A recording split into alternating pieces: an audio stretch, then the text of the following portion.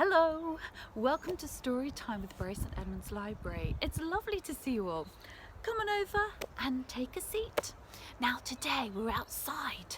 We're near this field where you never know, there might be a scarecrow. Can you take a look? See if you can see past me. Can you see past that side? Any scarecrows? No? What about that side? Any that side? No? Oh, there might be a reason for that. There are two scarecrows in my story that have recently got married, and I think they've headed off on their honeymoon, on their special holiday. So that means I'm here in my flippy floppy hat and I'm going to try and scare the crows away if they come too close. Can you help me? Yes, you can. So if you hear that scrow, because that's what scarecrows do, they scare the crows away. What now? Can you help me? We're going to go shoo. Shoo, crow. Shoo. Well done. Thank you. If you see the crow come back again, can you help shoo them away? Shoo them away. Good, because I'm going to need your help. Okay. So today's story is all about... There he is. Quickly, what do we say? Shoo, crow. Shoo. As I was saying, today's story is called The Scarecrow. It's back, everybody, really loudly. Shoo, crow, shoo. Brilliant, that was nice and loud. I think it's flown away now. Good, maybe we can get on with the story. So, today's story is called The Scarecrow's Wedding. And it's written by Julia Donaldson and illustrated by Axel Scheffler. And we'd like to say thank you to the publisher Scholastic for allowing us to share this with you today. Shall we find out what happened? So, there we've got two scarecrows in a field together. Let's find out more about them. Betty O'Barley and Harry O'Hay were scarecrows. They scared lots of crows every day. Can you see them? They're all the crows they're scaring away. Harry loved Betty and Betty loved Harry. So Harry said, "Betty, my beauty, let's marry. Let's have a wedding, the best wedding yet, a wedding that no one will ever forget." Wonder what Betty said. There we go. Betty agreed. So they hugged and they kissed. Then Betty said, "Harry dear, let's make a list." "Just as you say," answered Harry O'Hay. So they wrote down the things they would need on the day. And there's their list. A dress of white feathers, a necklace of shells, lots of pink flowers, probably to match her dress, and 2 rings and some bells. Then Harry gave Betty O'Barley his arm, and the scarecrows set off on a hunt round the farm. Now, they hadn't gone far when they spotted some geese. "Oh, geese, if you give us a feather apiece, you can come to our wedding, the best wedding yet, the wedding that no one will ever forget." "We will," honked the geese, and they each gave a feather. A spider friend offered to sew them together. "Hooray!" cried the scarecrows. They hugged and they kissed, and they hurried back home and crossed dress off their list.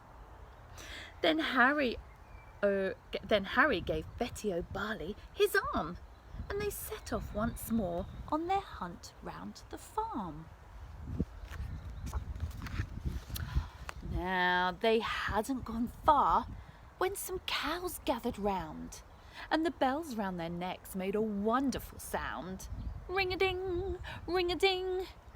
"Oh, cows, would you please come and make your bells ring for our wonderful wedding, the best wedding yet, the wedding that no one will ever forget."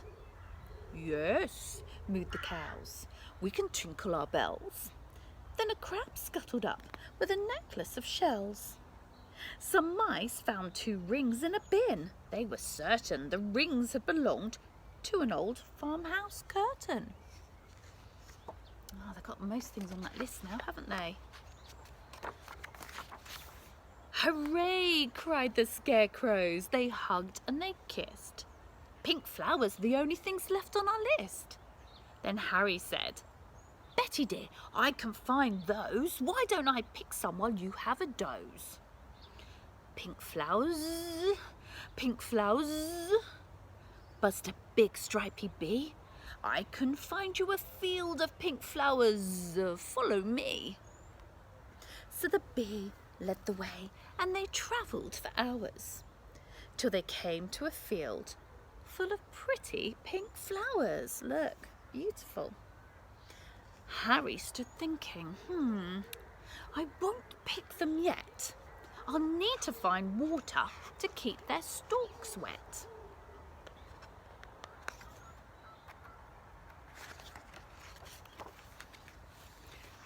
Just follow me, croaked a lumpy old toad. There's a lovely wet pool at the top of this road. They climbed up the road. It was terribly steep. Oh, I'm tired, said the toad. So they stopped for a sleep. It's night time by now. Can you see the owl in the tree and the bat and the badger? Early next morning, they came to the pool. Oh, this water, said Harry, is beautifully cool. But now I need something to carry it in. A jug or a vase or a cup or a tin. I think I can help, said a small squirrely snail. I can show you the way to a very fine pail. So the snail and the Scarecrow set off on their way. But the snail was so slow. It took more than a day. Wonder what Betty's thinking, as he's been gone so long. Betty was worried. What's happened to Harry? Where is the Scarecrow I'm planning to marry? The farmer came by with a frown on his face, and he made a new Scarecrow to take Harry's place. Good day, said the Scarecrow. I'm Reginald Rake. He took Betty's hand and he gave it a shake. Oh, together, he told her, we make a fine pair. You're really quite pretty apart from your hair. Then he jumped in the tractor and told her, hop in. I'm a really fast driver. Let's go for a spin. But Betty said, no, I must wait here for Harry. He's the Scarecrow I'm going to marry. We're planning our wedding, the best wedding yet. The wedding that no one will ever forget. Reginald laughed. Oh, you'll be waiting forever. Forget about Harry. I bet he's not clever. It's not very nice, is it?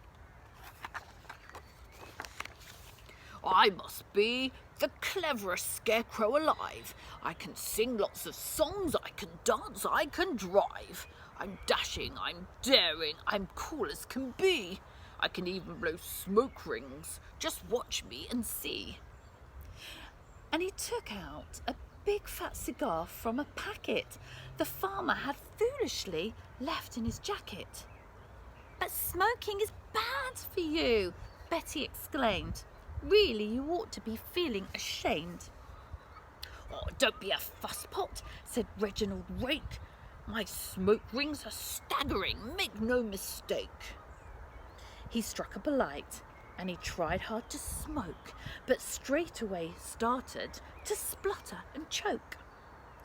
What happened next was completely unplanned. The lighted cigar tumbled out of his hand.